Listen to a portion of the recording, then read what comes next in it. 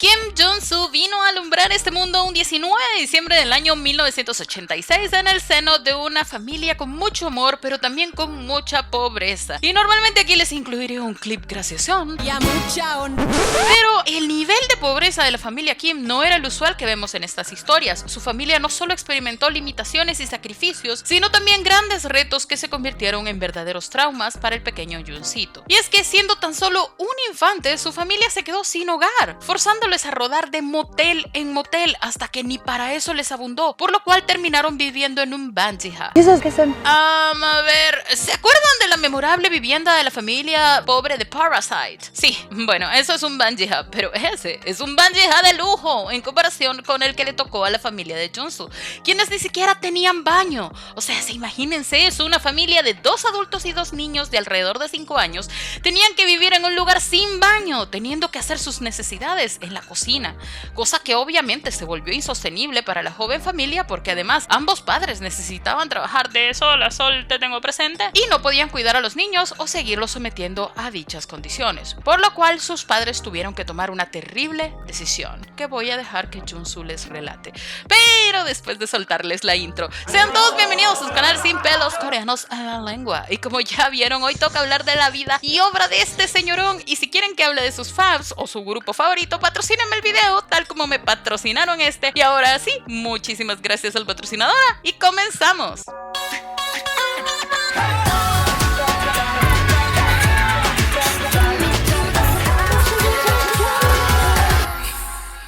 그 당시에 떨어지는 게 너무 두려웠던 것 같아요. 저희 어머님이 이제 외할머니 집에서 엄마 화장실 갔다 올게. 근데 화장실이 그때 당시에 대문 여는 소리가 딱 들리는데 저랑 형이 기저귀만 찬 상태로 뛰어갔던 기억은 또 나요. 막 뛰어갔는데 그게 땡볕에 아스팔트가 그렇게 뜨거워 제가 맨발로 아기 때 뛰어갔던 기억이 있어요. Jung-soo y su hermano quedaron al cuidado de su abuela por un año y luego quedaron al cuidado de su tía por algunos meses más. Este periodo fue cataclísmico para Jung-soo, quien aún al día de hoy se refiere a este periodo como uno de los más tristes de su vida, aunque apenas tenía unos 5 añitos más o menos. Porque aún rodando de motel en motel, viviendo en un derruido y mohoso bungee hut sin baño, Jung-soo era feliz. Feliz porque podía estar con sus padres, en especial con su mamá. Así que esa partida de su madre, el pequeño Jung-soo lo percibió en su momento como un abandono, a pesar que sus padres lo hicieron por su bienestar. Por casi 2 años, los hermanitos Kim vivieron alejados de sus papás hasta que un día recibieron el mayor regalo del mundo. Sus padres volvieron, y no solo para visitarlos, sino para llevarlos a su nuevo hogar. Y así, Jung-soo le haría 2 grandes promesas a sus padres que definirían su vida entera. La primera, que iba a trabajar como mula si era necesario para comprarle a sus padres una gran casa para retribuirle sus sacrificios. Y la segunda, que iba a convertirse en un gran cantante. ¿Sabes por qué? Se van a tener que esperar un poquito para saber eso. Bueno, se los digo ya, pues. El primer acercamiento a la música de Jung-soo fue a través de su madre, quien solía enseñarle canciones que canturreaban juntos en su pequeño hogar. Por lo cual un día Jungcito le preguntó a su mamá que por qué esta no se dedicaba a cantar si tenía una voz tan bonita. Y para su sorpresa, su mamá le confesó que ella había querido ser cantante profesional, pero que su padre, o sea el abuelo de Jung-soo, se había opuesto rotundamente. Por lo cual Jungcito le prometió: mamá, yo seré exitoso y cumpliré todos tus sueños por ti. Y aunque Jung-soo era un niño, inmediatamente comenzó a tomar acciones para cumplir esa promesa, uniéndose al coro de su iglesia, tomando clases de modelaje y haciendo cuanta actividad relativa a lo artístico se topaba en su escuela. Pero Jung-soo necesitaba más. Jung-soo necesitaba un... Y ese cómplice vino en forma de Shape, el de Super Junior, de quienes también tengo su interesantísima historia que más adelante este año tendrá segunda parte. Así es, este fue un momento de publicidad insolente. Que Jung-soo se conocieron en la primaria e inmediato se volvieron hermanos, en lo bueno y en lo malo. Porque ambos compartían vivían el sueño de ser artistas, por lo cual, a pesar de su tierna edad, o sea, ni a 10 añitos llegaban, armaron un conjunto de básicamente dance covers con otro par de amiguitos llamados SRD, Songs Rap and Dance, y tanto llamaron la atención por su talento desbordante que no solo fueron invitados a eventos a menudo y hasta los medios llegaron a cubrirlos, sino que además esto generó que alguien enviara una solicitud en nombre de Junsu. 그래서 오디션을 보러 와라 연락이 온 거예요? 아니면 본인이 간 거예요? 제가 알기로는 저희 그 학창 친구 중에 아직도 그 친구가 누군지 모르겠는데 저를 그 SM 원서를 원서를 안 넣으면 안 되니까.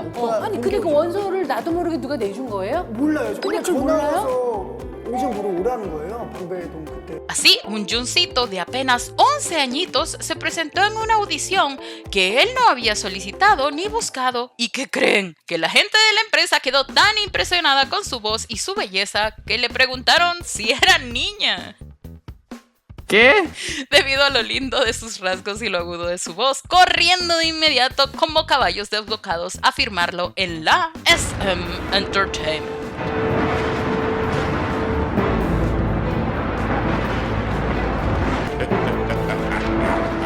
Inmediato su ingreso, Junsu se volvió uno de los trainees de oro, segurísimos a debutar como solista. Sí, esta es otra de esas historias de empresa firma idol prometiéndole piñas, pero termina dándole berenjenones. Aunque en este caso se debió en parte a que el pequeño Junsu le llegó la pubertad. Y el problema es que con la pubertad vienen muchos cambios, niños. Este es el conejo Pepe. Hace como un año él notó que su voz cambiaba. Estaba lleno de acné y tenía vello donde no había vello antes. El timbre de Junsu comenzó a tornarse en una voz un tanto carrasposa y su registro disminuyó, por lo cual su futuro parecía comenzar a peligrar. Pero Junsu dijo: ¡No contaban con mi astucia! Y es que aunque este había entrado a la empresa como vocal, Junsu tenía gran facilidad para el baile e incluso experiencia gracias a su pequeña agrupación de covers. Su belleza, talento para el baile y presencia escénica le aseguraron un puesto como trainee en la empresa, y debido a esto, aun cuando la empresa no había definido qué iba a hacer con él, constantemente lo llamaban a reuniones con inversionistas para presentarlo como la nueva promesa de la empresa. 연습생 때 SM 투자자가 오잖아요. 그러면은 제주도 수학여행 중인데도 그냥 준수야 와라 그러고 불렀대요 회사로. 아 그만큼 잘하니까? 우와! 진짜? 그때 자각을 못해서 그쵸. 그만 좀 부르지. YG의 미래였기 때문에 그 둘은 거의 자주 갔었죠. 그럼 여기서 두세 명은 누구예요? 거의 저랑 장민, 맨 처음 초반에는 보아. 이렇게 겸손하게 말할 수 있지만 진짜 대단한 거예요. 6 largos años pasó en las mazmorras de entrenamiento de la SM. Hasta que por fin Junsu tenía un panorama claro. Este estaba supuesto a debutar en un trío de R&B con su bestie de besties, Eunhook y Sunmin. Sí, también el de Super Junior. ¿What? Yup, la SM había dispuesto a sus mejores trainees en varias pequeñas agrupaciones con promesa de debut. Una de estas, este trío de R&B a quienes hasta los hizo aparecer en el show televisivo tipo concurso Hijonan Kanta Battle of the Century, donde Junsu recibió grandes elogios por su habilidad vocal. Por lo cual, cuando una tierna mañana recibió una llamada inocente del honorable y nada embaucador Izuman para que este atendiera una sesión fotográfica, Junsu solo pensó: ¡qué agradable sujeto! Hasta que fue conducido a una sala de reuniones donde se encontraban otros 4 trainees, donde a todos se les informó en ese mismísimo momento: mijos, véanse bien las jetas unos a otros, ¿verdad que están bien guapos? Pues aprovechen, porque de hoy en adelante se van a ver las jetas hasta para bañarse, porque ustedes son nuestra nueva agrupación y van a debutar en unos mesecitos. Lo siento mucho, perdóname por favor. Y así, una impresionante noche de diciembre del año 2003, nació TVXQ. Y no me vengan con no es TVXQ, DBSK, porque esa es una discusión que vamos a tener ustedes y yo, pero en el video de la historia de TVXQ que tendremos por aquí. Así que ya saben, suscríbanse al canal y ya que andan en eso, denle like y compartan el video para que siga la insolencia, o si no, ahí tabla. Bien, ¿dónde me quedé? Así, en una impresionante noche de diciembre del año 2003, en que no solo debutó TVXQ, sino también nació Chia Junsu. ¿Chía? ¿Como la clara chía? Xia, deletreado X-I-A-H, fue el nombre artístico que Junsu creó para sí mismo, siendo una especie de abreviación de la palabra Asia en inglés, o sea, Asia, pero sin la A y con una H al final para darle algo de glamour, supongo. Y que significaba el sueño de Junsu por conquistar no solo su país natal, sino Asia entera. 아시아의 최고의 인물이 되겠다는 그런 포부를 가지고 만든 이름입니다. El debut de TVXQ y Junsu iniciarían un dramático cambio en la industria del K-pop, transformándola para siempre. Verán, cuando el grupo debutó no existían los roles designados de main vocal o lead vocal como existen ahora. En su momento nomás estaban los miembros que cantaban mejorcito y ya. Pero con TVXQ la cosa cambia, porque TVXQ no eran una agrupación cualquiera, no señor. TVXQ se pasó por el arco del triunfo, la concepción completa de lo que eran los boy groups coreanos hasta ese momento, que básicamente eran grupos de niños lindos que bailaban bien, rapeaban y cantaban. No sé. Cosa que ya tenía cansada y aburrida a la gente en Corea, que ya no pelaban ni fu ni fa a las agrupaciones de K-pop, por lo cual su empresa dijo: ¿quieren vocales? Les daremos vocales. Y armó su nueva agrupación con puro chamaco con tremenda vozarrona y los debutó con el concepto de un grupo a capela.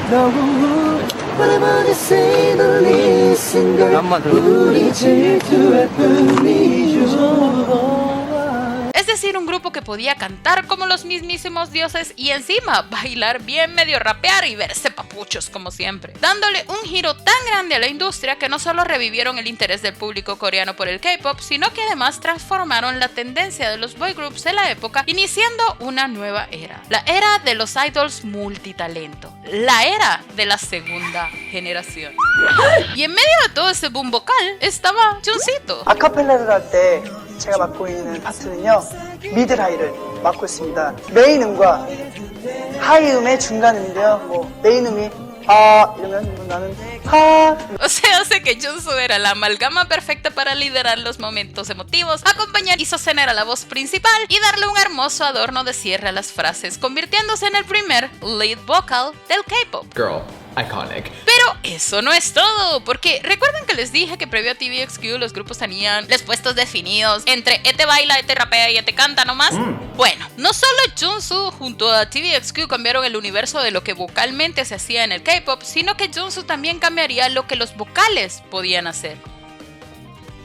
¿Qué, güey? Es que hasta que Junsu debuta, los vocalistas en los grupos de K-pop se destacaban por una cosa: cantar. Y nada más, eran considerados los que menos bailaban pues. Pero Junsu era tan buen bailarín que de hecho se las había sorteado para no ser expulsado del training cuando se quedó sin voz, cuando se volvió hormonante. Por lo cual Junsu se convertiría en el primer vocalista que también pertenecía a la línea del baile, siendo el segundo bailarín principal del grupo. Oh my goodness.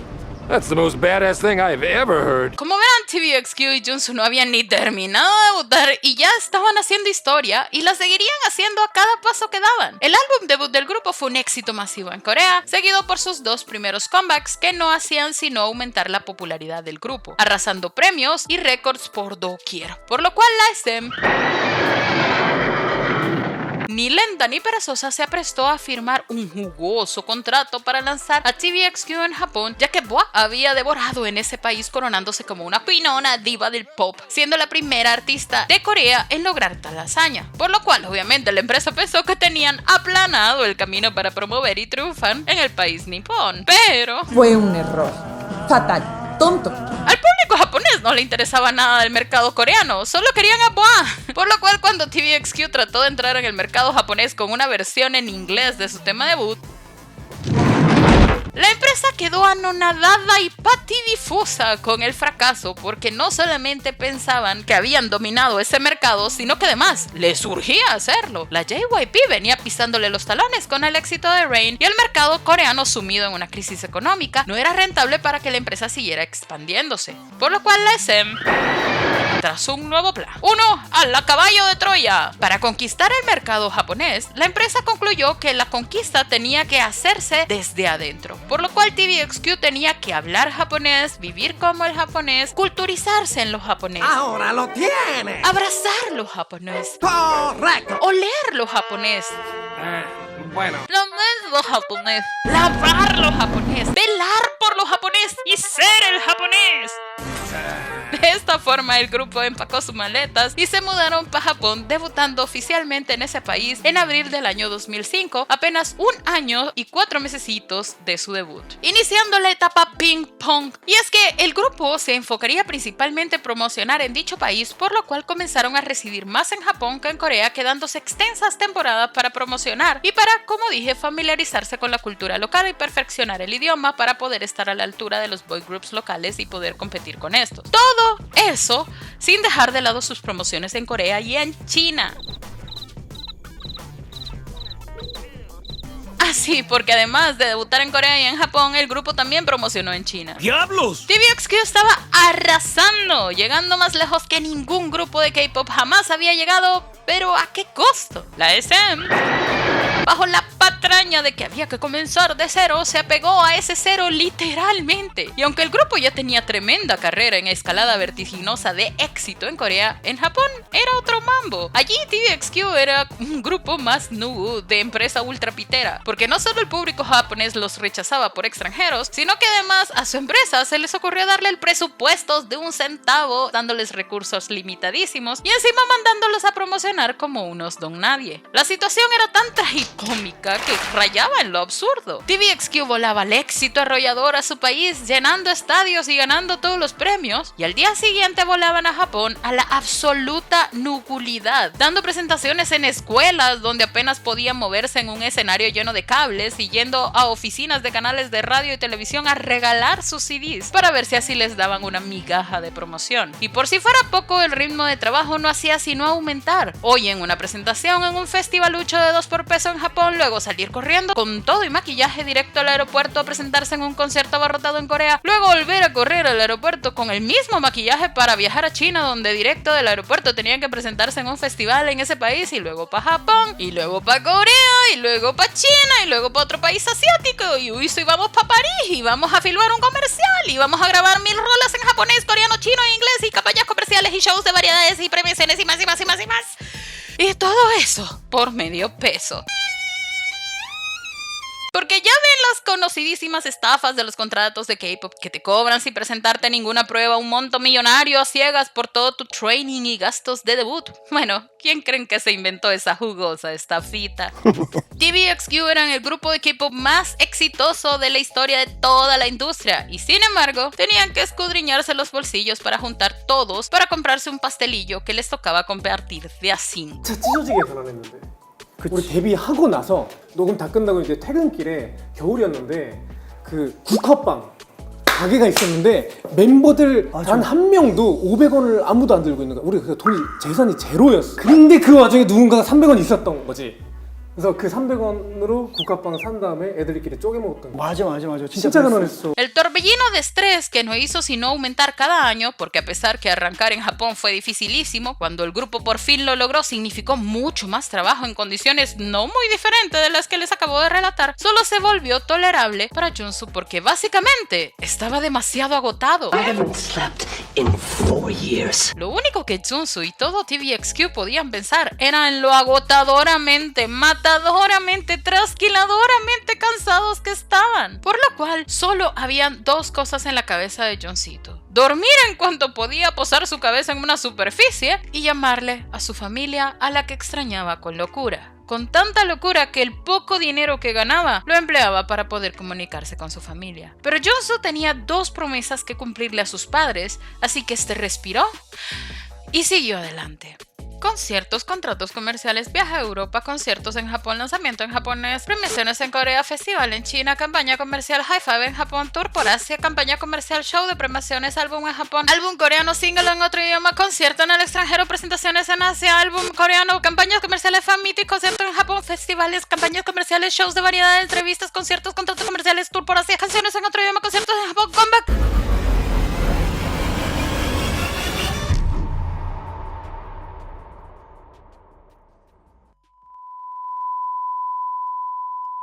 El 31 de julio del año 2009, Junsu, junto a sus miembros Jaejung y Juchun, hicieron lo impensable. Se enfrentaron al monstruo de los 1000 tentáculos del poder.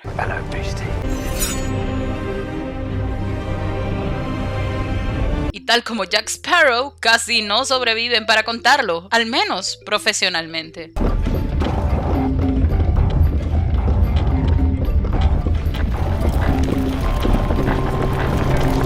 Verán, en julio del 2009, Junsu, Jaehyung y Yuchun presentaron una solicitud para la anulación de su contrato con la SM Entertainment.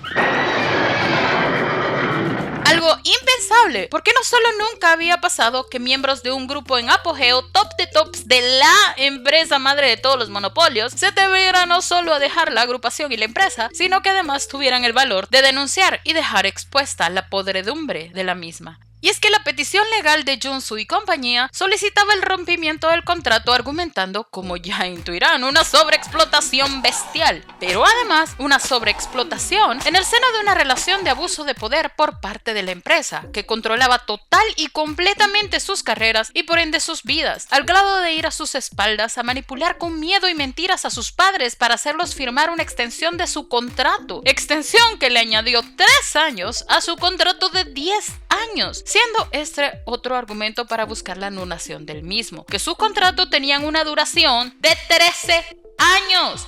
¡13! ¿Se imaginan ustedes ir a buscar su primer trabajito McDonald's y que este los atara por 13 años a la compañía? Señora Regine, puede tomar su trabajo y quedárselo. Y no, Berta Patricia, no me vas a venir con la retórica de pero si a mí me pagaran lo que ellos, yo sí firmo hasta por 20 años, porque a los miembros no les pagaban ni shit. O sea, TVXQ generaba millones, quedó claro, millones de dólares, pero los miembros no recibían ni un 5% de lo que generaban.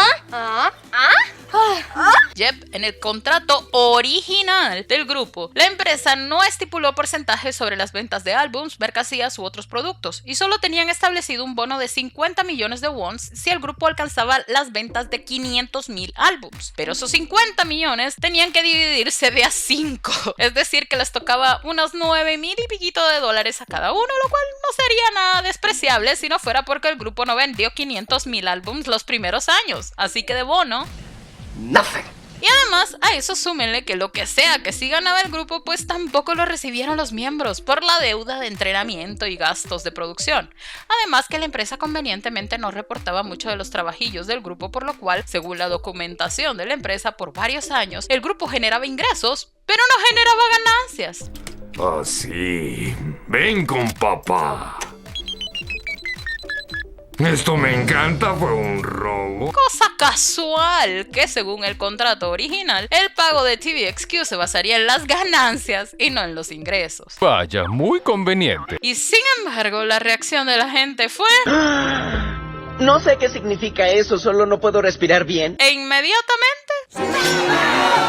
Porque después del shock inicial de las acusaciones, la gente comenzó a cuestionar a los miembros y no a la empresa monopolio, entidad inhumana sedienta de dinero, cuestionando las verdaderas intenciones de Junsu y compañía, porque según si a ellos realmente les importaba el grupo y estaban agradecidos que la empresa hubieran tratado de negociar. Right. Pero entonces Junsu, Jaehyung y Yuchun revelaron que de hecho sí habían negociado con la empresa y logrado cambios en el contrato, cambiando la base de su pago de las ganancias a los ingresos, obteniendo un 30% de los ingresos por sus actividades internacionales, estableciendo que el bono de ventas de 500,000 álbumes fuera individual y obteniendo un 2% por venta de 100,000 álbumes, 3% por venta de 200,000 álbumes y 5% por las ventas de más de 200,000 álbumes. Pero la gente...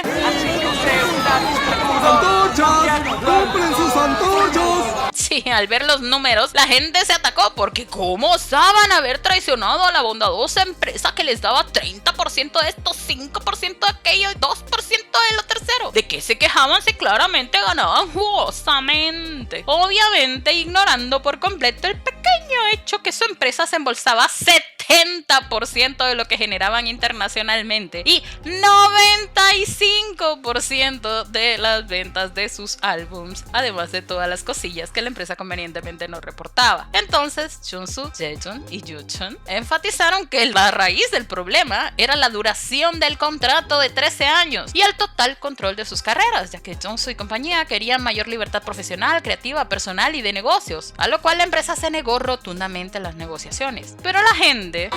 Orcas no pueden ser una turba iracunda sin orcas. Porque cómo osaban querer ser libres de elegir qué marcas promocionar, en qué países trabajar y cuándo necesitaban descansar cuando eran famosos y adinerados. Y es que si tan terrible era todo, ¿por qué no simplemente terminaron sus contratos por debajo de la mesa sin dañar a la dulce empresa? Entonces Junsu, Jaehyun y Yuchun revelaron que de hecho ellos, aunque quisieran, no podían concluir sus contratos porque este estipulaba una multa obscenamente grande que incluía un porcentaje de sus actividades casi que a perpetuidad. Pero la gente... Sir, are you listening to me, sir?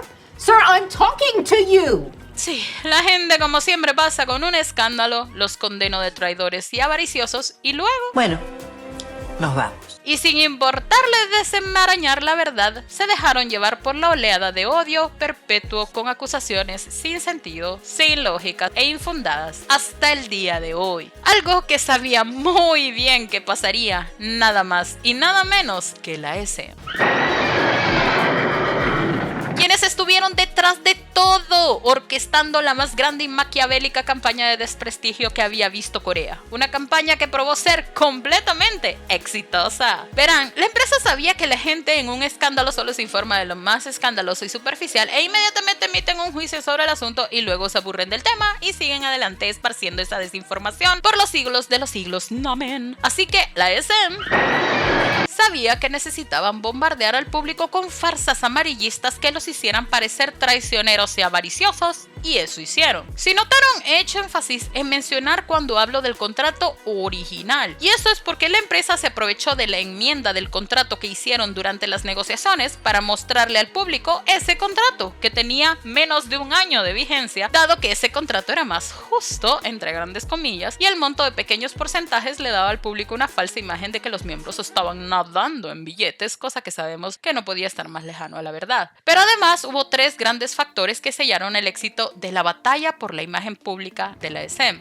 Uno, que la empresa tenía comprado a todos los medios, toditos, desde televisoras hasta radios, que se prestaron para sacar 1001 noticias con información falsa, pintando de la manera más negativa a los miembros. Dos, que como todo grupo idol, los miembros tenían antis y agues. ¿Te refieres a la turba iracunda con antorchas y orcas? Eso no es una turba iracunda, Patricio, es tu club de admiradores. ¿Club de admiradores? Quienes cimentaron aún más esta idea de que los miembros eran traicioneros ante el ojo público ignorante, que veía como aparentemente los fans se habían volteado en contra de Junsu y compañía. Y tres, la propia imagen falsa que la empresa había creado por años. Y es que la SM, para aparentar ser esta empresa magnánima, exitosa y bondadosa, había por años presentado una vida de opulencia para los miembros para hacer parecer que la empresa les daba una vida de lujo. Por ejemplo, regalándoles carros nuevecitos de paquete a los miembros, aunque en realidad no eran regalo porque eran en realidad de la empresa. Pero la gente desde afuera no sabía eso y los vio como ingratos niños pudientes, traicioneros y avariciosos. Por lo cual, cuando en octubre del mismo año, Junsu, Jaehyun y Yuchun ganaron la petición y sus contratos fueron invalidados, el público siguió acusándolos ciegamente. Y cuando la empresa presentó una petición para anular la anulación del contrato y perdió, la gente siguió acusándolos ciegamente. Y cuando la empresa los demandó y Junsu y compañía lo contrademandaron y después de 2 años llegaron a un acuerdo y finalmente la empresa cedió, aún así la gente siguió acusándolos ciegamente. ¿Por qué? Acompañado a la imparable campaña de desprestigio de la SM y la constante reescritura de la historia que hicieron las fans que se convirtieron en sus antis, acompañado a eso, la empresa hizo algo aún peor. Eliminó a Junsu, Jaehyun y Yuchun de la faz de Corea. Yo te traje al mundo y ahora te eliminaré. O esto es por tu propio bien. Y esto. Con las manos vacías, habiendo perdido, dolida y ponzoñosa la SM, usó todo su poder para banear a los 3 miembros de todos los medios, desapareciéndolos del ojo público por completo, en una era en que las redes sociales no existían básicamente. A Junsu, Jaehyun y Yuchun se les expulsó de festivales y shows, se les prohibió asistir a recibir premios que habían ganado, se les editaba fuera de cada entrevista y show en el que se presentaban, marginándonos a marcharse fuera de Corea para buscar poder continuar su carrera. Pero esta no era una opción para Junsu. Dejar Corea era volver al pasado, a esa época traumática cuando se vio lejos de sus padres. Junsu tenía que quedarse con su familia, tenía que quedarse en Corea. Pero ¿cómo? Junsu tenía que cumplirle la promesa a sus padres y su único trabajo, el que había iniciado desde que era un niño, era bailar y cantar. ¿Cómo iba a poder seguir adelante siendo un apestado soterrado por el mundo? ¿Cómo iba a poder cumplirle la promesa a sus padres? Terriblemente dolido, profundamente deprimido, por primera vez su voz se apagó. Pero cuando Junsu estaba pensando dejarlo todo, veo una luz. ¿Una luz? Sí, por allá. Oye, conciencia, ¿ya me morí? No, yo también la veo. el director de la nueva puesta en escena en Corea del afamado musical alemán Mozart lo invitó a formar parte de este como el mismísimo protagonista. Pero Junsu nunca había hecho un musical y los idols no hacían musicales, así que este declinó debido al temor de enfurecer aún más a la gente. Sin embargo, días después, sin tener nada que hacer, como llamado por el destino, decidió escuchar el álbum del musical. Y entonces...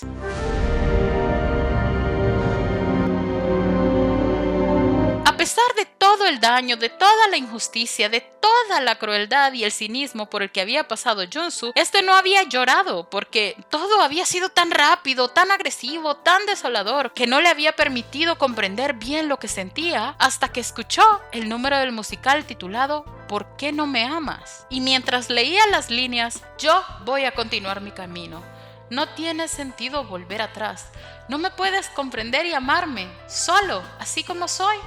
¿Por qué no me amas? Por favor, ámame como soy. No solo las lágrimas brotaron de los ojos de Junsu, sino también la pasión. Y así Junsu supo que había una forma de expresar todo lo que quería decir y no había podido debido a la mordaza que le imponía su ex empresa, y esa forma era respirar y dar otro salto más. Y así, nuevamente Junsu haría historia y cambiaría la realidad para todos los idols, presentándose como el protagónico de Mozart, el musical, y convirtiéndose de inmediato en una aclamada estrella de los musicales. No solo el público, el gremio entero quedó perplejo por el talento histriónico de Junsu. Mozart se volvió el musical más exitoso de Corea y Junsu se llevó todos los premios rookies de la escena musical ese mismo año, volviéndose de inmediato en un intérprete de musicales aclamado y con esto aboliendo el muro que había entre la industria musical y la idol, abriéndole la puerta a indecible cantidad de idols quienes hoy día triunfan en esa industria. Con los pies en el escenario, el fervor y la seguridad volvieron a Junsu, quien estaba listo para seguir dando la batalla. A través de la misma discográfica japonesa que lo manejó como TVXQ, anunció, junto a Jaehyun y Yuchun, la conformación e inminente debut en ese país de JYJ, un trío conformado por los tres, que generó una demanda por parte del SM, pero de esa ya hablamos. ¡He dicho!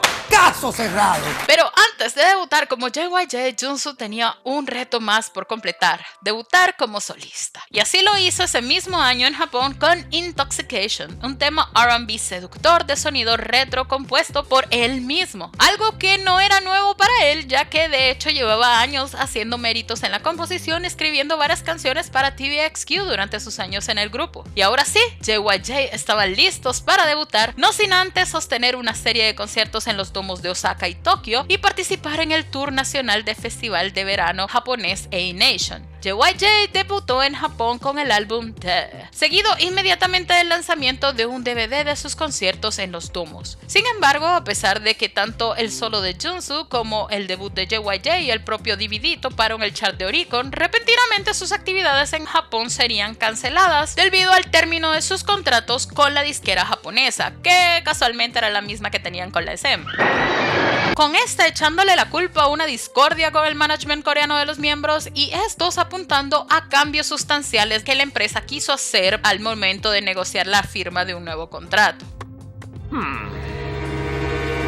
Pero Pero Junsu y compañía dijeron: no hay que llorar por la leche derramada. E inmediato se pusieron manos a la obra a sacar un nuevo álbum a escasos mesecitos que constituirían el primer debut mundial de un grupo de K-pop, con un álbum full en inglés, con un primer single con la colaboración de Kanye West. ¿Qué? Así es, el meritito ex señor Kardashian. Para la canción iGirl, un tema pop hip hopesco arambiano muy 2000ero. El álbum vendió más de 400,000 copias y aún completamente bloqueados en Corea, lograron posicionarse en el puesto 19 del singles chart de Gaon, piqueando en número 1, así como para su segundo single desprendido del álbum Empty. Un tema siempre pop, pero más electrónico, al cual dieron promoción con un tour de showcases en Corea, el sureste asiático y Estados Unidos, presentándose en el Billboard Live Studio Session, convirtiéndose en los primeros artistas de origen coreano en presentarse allí. Y así, tras un año de carrera fuera de la SM, sí, todo eso que acabo de decir pasó en un año, Junsu por fin pudo cumplirle la promesa que hizo a sus padres siendo un niño, comprándoles una casa para agradecerles por todos sus esfuerzos. Pero el camino de Junsu apenas estaba comenzando. Desprendiéndose de la H al final de su nombre Shea, dejó atrás su primera etapa y continuó firme una carrera de éxitos a pesar de su ex empresa, que siguió persiguiéndoles por más de una década. Junsu se convirtió en uno de los más laureados, prestigiosos y respetados actores de musical de Corea de todos los tiempos. Además, ha gozado de una extensa carrera solista, lanzando 8 álbumes más y 6 sencillos digitales, incluyendo Our Seasons, una emotiva pero dinámica balada pop rock que lanzó este año apenas, hace un mesecito, así que vayan a darle amor.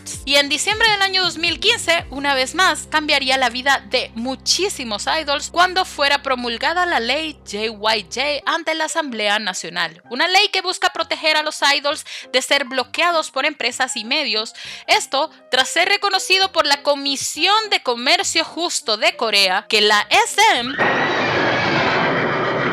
mantenía un bloqueo contra Junsu, Jaejoon y Joochun con el contubernio de 26 compañías, incluida todas las grandes televisoras, numerosos canales de cable, portales digitales de música y distribuidoras. La historia de Junsu no es una que se cuente fácil, no es una que se cuente de comeback en comeback, de triunfo en triunfo, y quizás por ello es una de las menos contadas en la historia del K-pop, porque es una historia cruel, con un final semi amargo, porque todos esos años robados, todas esas oportunidades negadas, atrás quedaron y nunca podrán ser. No es una historia donde el villano paga todos sus males y el héroe recupera lo perdido, pero al menos hoy podemos devolverle la corona a ese artista que con puro tesón, valor, talento y fidelidad a sí mismo logró cumplirle la promesa a sus padres, logró dejar con las manos vacías al monstruo de los 1000 tentáculos y logró cambiar la vida de todos y cada uno de los idols de K-pop que existen y existirán. Y por eso hoy aquí quiero decirle